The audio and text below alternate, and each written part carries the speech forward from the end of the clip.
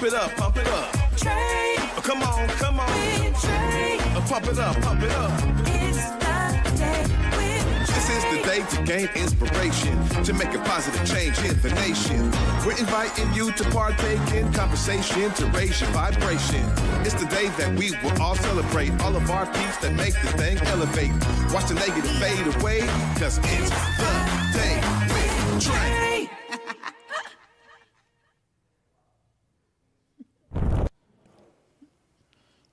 Grand Rising, everyone. Welcome to the Day with Trae. I'm your host, Trae Holiday.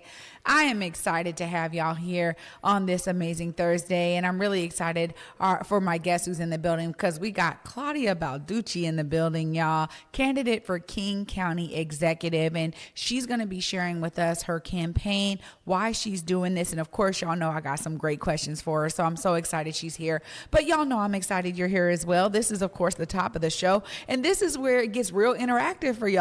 Because this is the moment where you can actually share this show with others who you feel could benefit from our daily dose of dopeness we work to give you here on the Day with Trae.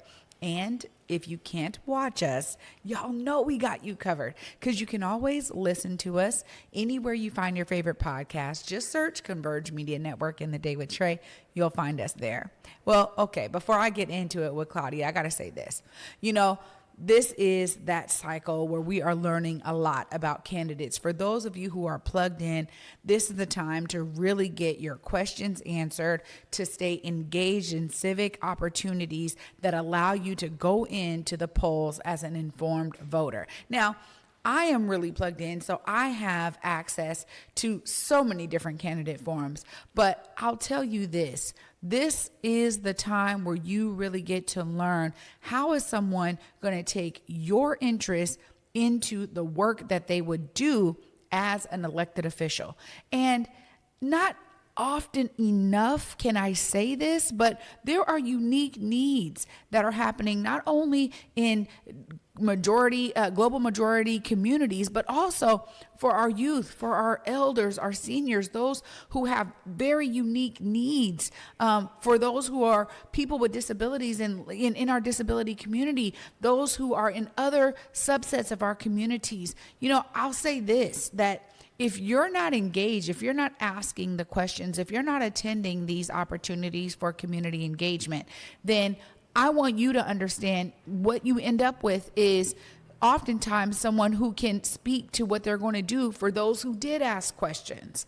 And it kind of leaves you a little bit like, I'm not sure what they're going to do for me.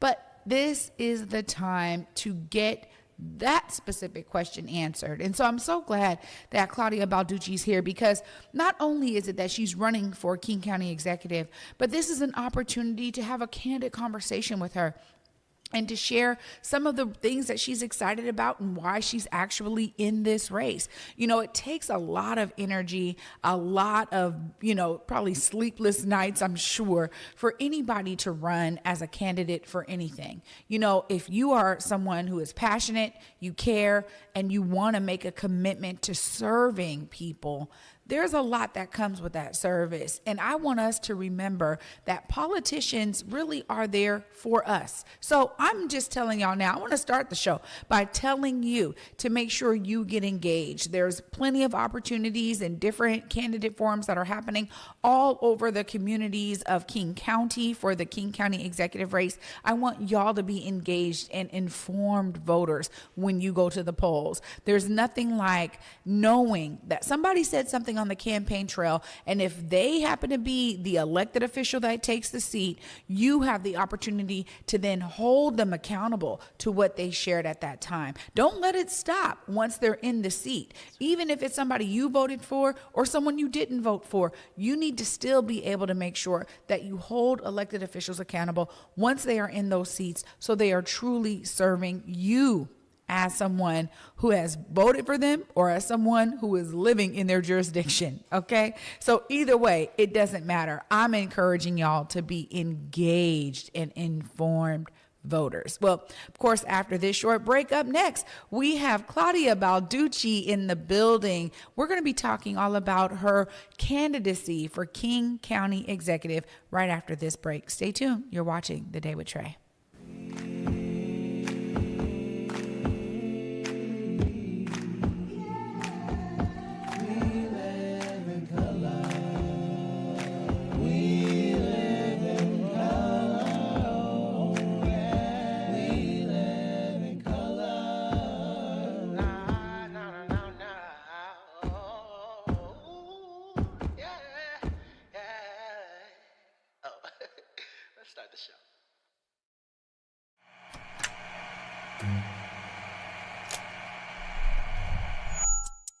Hello, welcome to Elite Insights with Carlos Imani.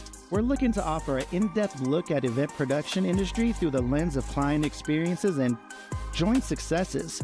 The podcast will emphasize guest interviews, focusing on client discussing their fields and reflecting on their collaboration with Elite Collective. Again, you're with Elite Insights. Carlos Imani here. See you guys in a few.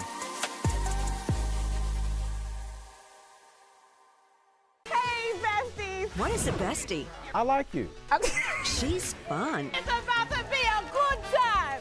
She's always looking out for you. Since you're my bestie, I will handle it for you. She makes you think. Here to uplift and empower. She's always encouraging. You are that girl. Chelsea Edwards, your bestie in daytime. Like it's a spiritual moment. Chatting with Chelsea. New episodes weekdays at 5:30 or stream anytime on Fox Soul.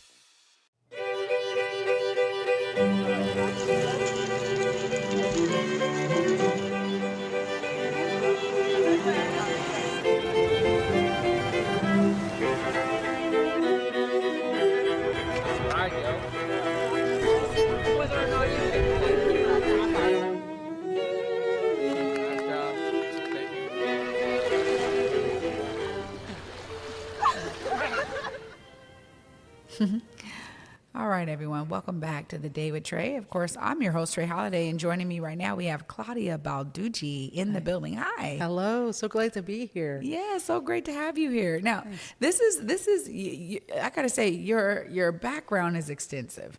As the former mayor of Bellevue, you have some experience that you're bringing into this. Can you just tell us a bit about some of the things that you feel have really shaped you? Yeah, absolutely. In terms of like running for a King County executive? Absolutely. I started out just advocating for my own neighborhood. And that led to me looking at things in a bigger way, where if I can do for my neighborhood, I can do for my city. So I ran for city council and served on the Bellevue City Council and then as mayor. And then I ran for county council, because if I can do for my city, I can do for my region. And I've been on the county council now, I'm in my third term. And because a lot of that is not full-time work, I worked for King County for over 25 years. I started as a labor analyst, which is just a ground floor labor relations professional.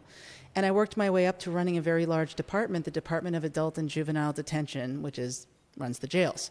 So I've been in local government most of my career in one way or another, as an employee, as an elected official. And what I love about the work, it's public service. When we do our job right, we make people's lives easier and better.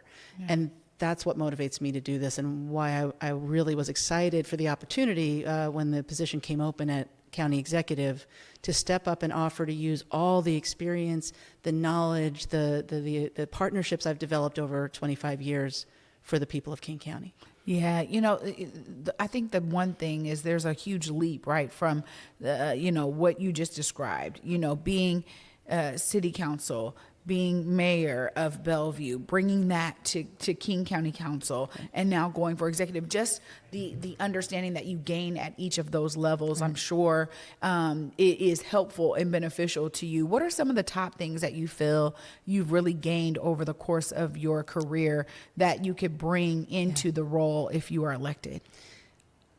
It's interesting, at every level that I've worked, our goals have been the same, just bigger.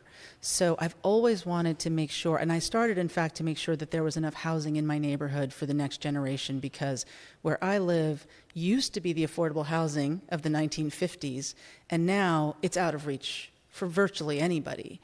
My kid, our 19-year-old, could probably never really expect to be able to afford to live in the community that they grew up in. So that was a motivator for me.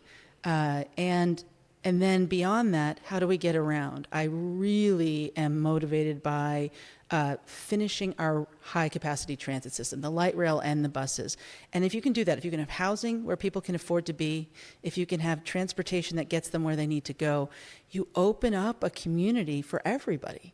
It becomes less exclusive, more inclusive, more welcoming. So I've worked on those issues at every step along the way. And of course, because my day job was in public safety, that is one of the things we hear about from our constituents the most across King County, the desire for public safety. So I think what I've got, those are still the top issues.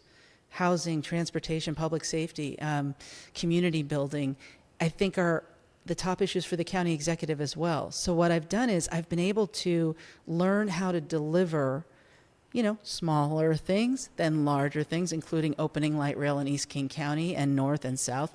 So to take all of that knowledge, how you conceive a project or a program, how you work with people to make sure it's meeting the needs that the community wants to meet, and then how you get it passed through, political decision making, get it, funding secured from the voters or however you have to secure funding, and then implement it. It's that whole sweep of concept to implementation that I've been able to learn about in the various places I've been. And I think that would really make it easy to start on day one as county executive delivering this in the same areas, but for a much broader, it's a very big county representation. Yeah. Yeah, it definitely is. It's, serving so many cities, and the cities across the county have unique needs and unique populations. How do you foresee, understanding those unique needs and being able to provide value to the folks in those communities who say, I know that I have something over here that needs to be done, but over there that doesn't even exist. Right. How do you address those nuances? Yeah, I've been so fortunate in my career. As I said, I started at the neighborhood level and grew from there. But when you start to work at a city level, it's really obvious that first of all, there are 39 cities in this county, and they all have different needs and all have different visions for what they want their community to be. I've gotten to work with people representing all 39 cities closely. We've organized together on things like housing, on homelessness. And I'm super proud to be endorsed by most of the mayors in King County, because you have to listen. You have to realize that what's needed in Seattle or what's needed in Bellevue is very different from what the challenges are in South King County. One specific example, housing affordability is a problem everywhere, but it shows up differently in different places. Where I come from, our housing has gotten so expensive that we're becoming an exclusive place. And the solution is we need lots more housing and lots more affordable housing. But what's happening there is the expensive places are displacing people, and they're displacing people to South Seattle and South King County. So the neighborhoods where there is more affordability, now the prices are coming up because of people leaving the expensive places. Makes it harder for the communities that call those places home to stay, or for their next generation of young people to be able to afford to live there.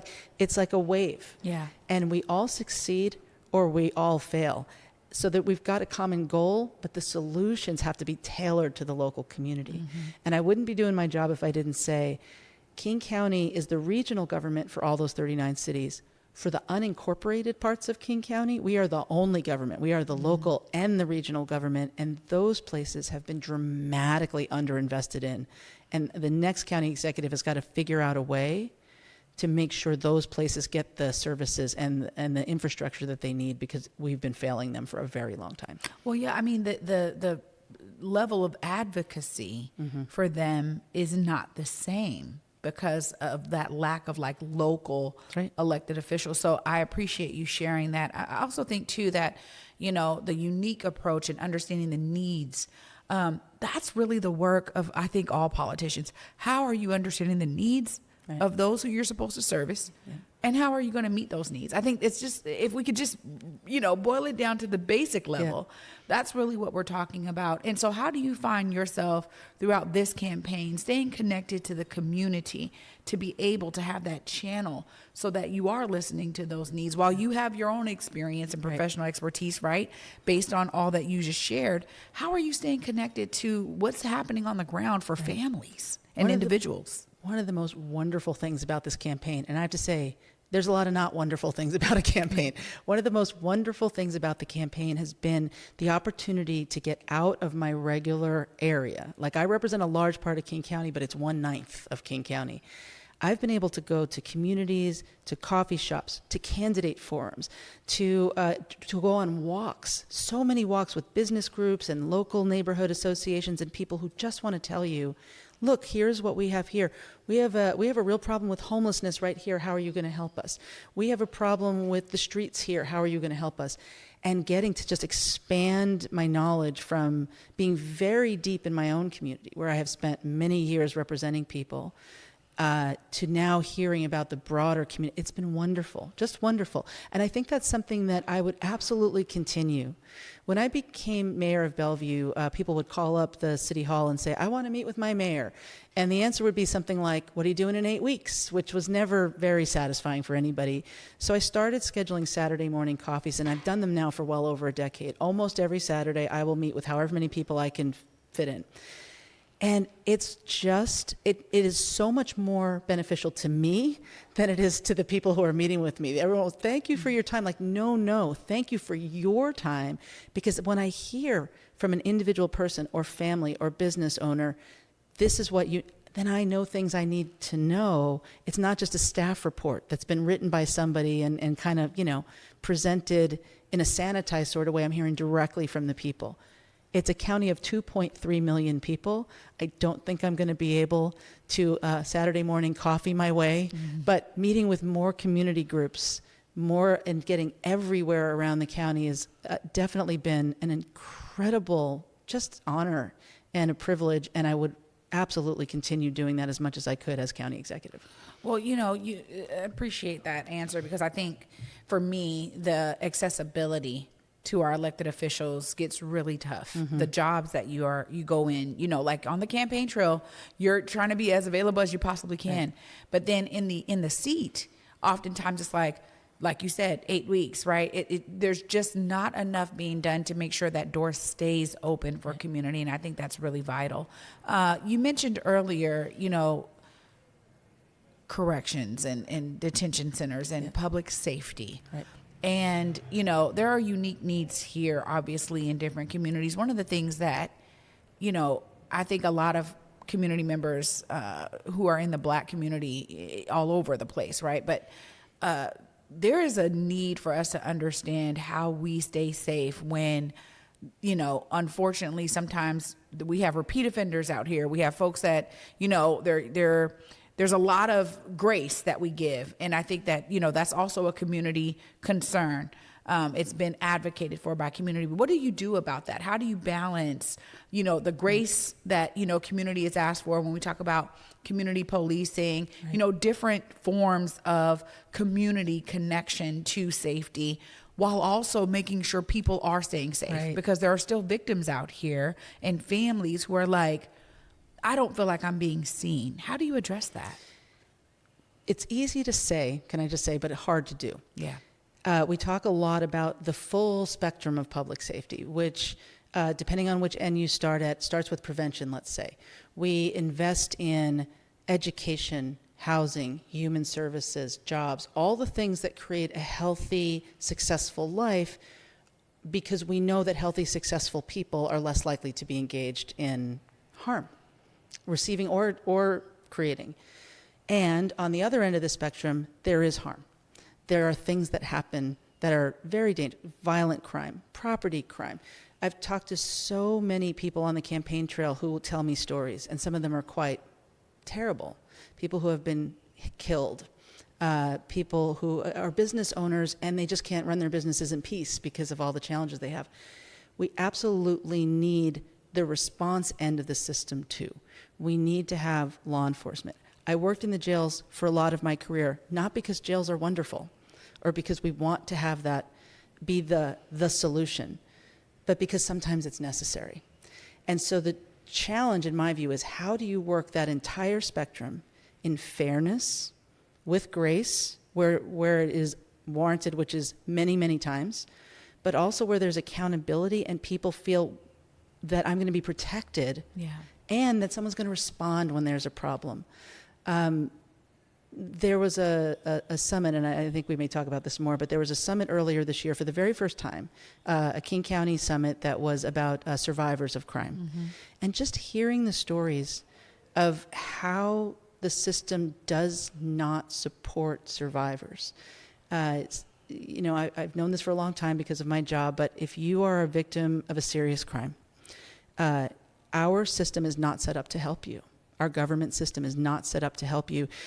What you get from us, if you're lucky, is a subpoena to come and testify, which is Important. Justice is important.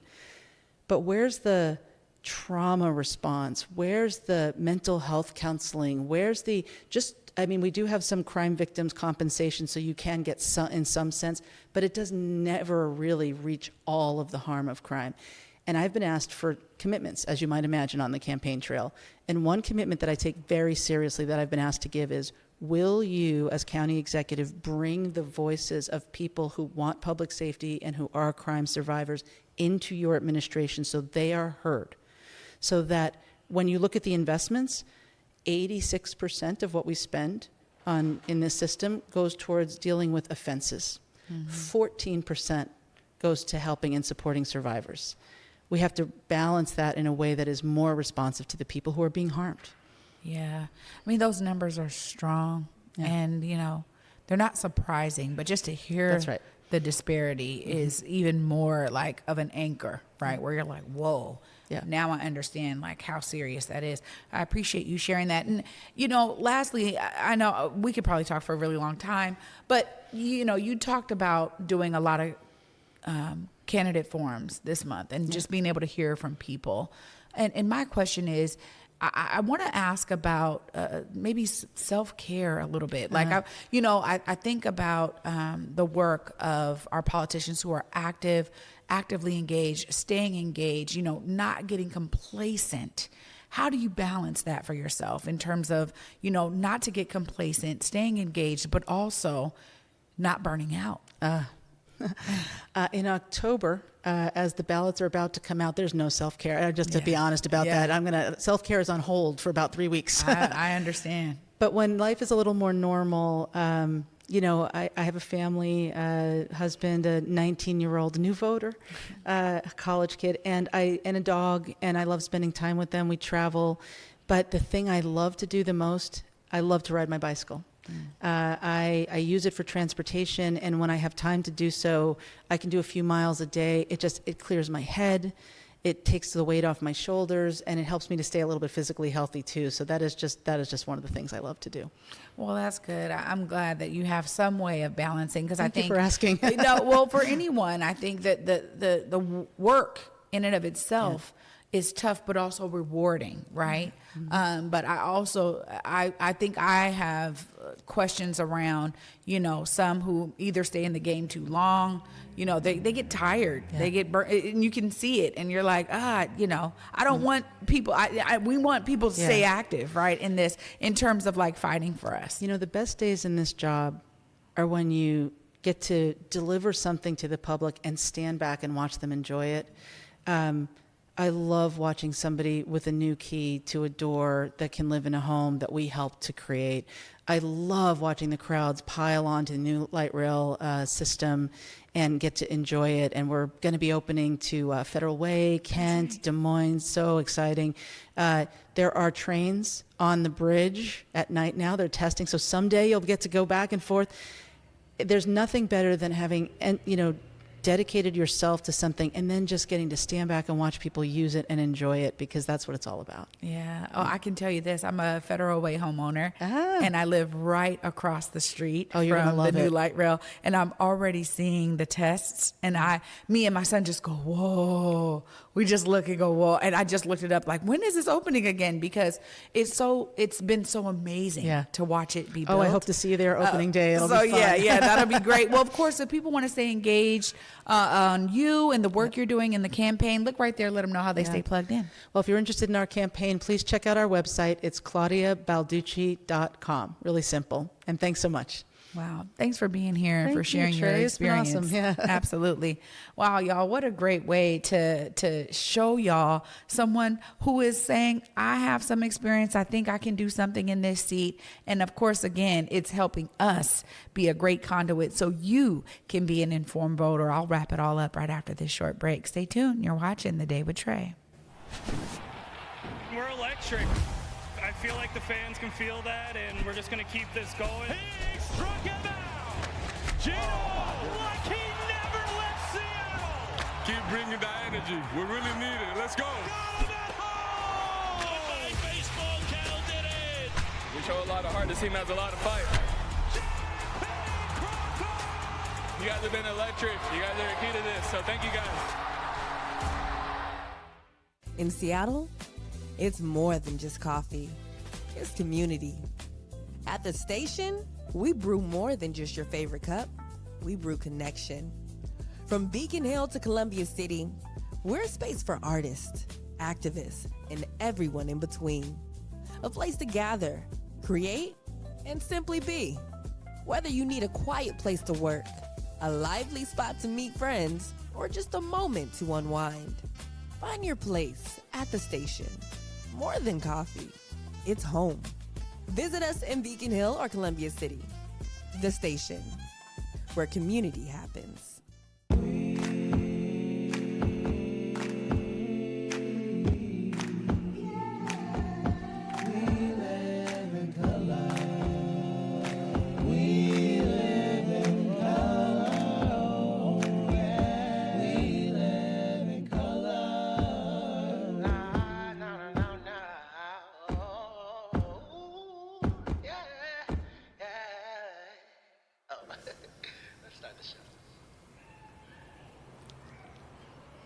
Welcome back, y'all, to the Day with Trae. I'm your host, Trae Holiday.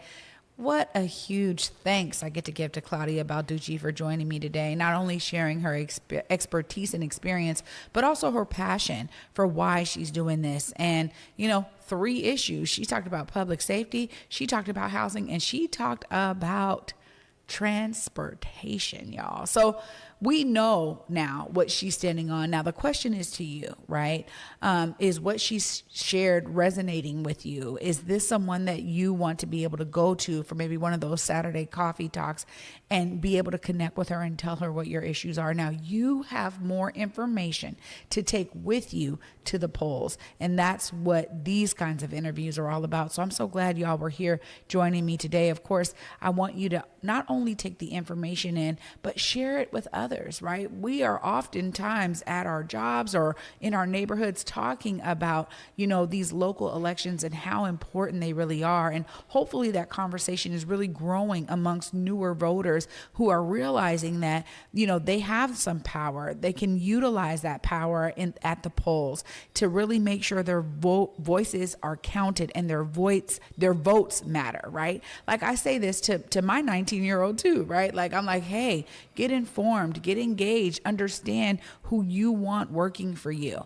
And don't just be passive about it. Don't not participate, right? Like this is something that really is important because we think about these local issues and there's so much power at the local level that we don't talk enough about. And so I'm just glad that y'all were able to watch today and get some more information to take along your journey as you decide who you're voting for. Thanks so much for watching. I'm going to wrap the week up with y'all tomorrow.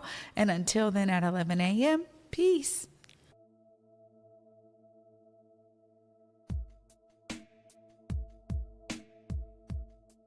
Converge Media produces culturally relevant content for Black and urban audiences.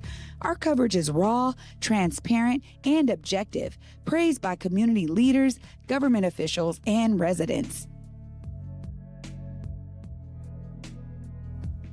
Support Converge Media today via Venmo, Cash App, or PayPal at Converge Media.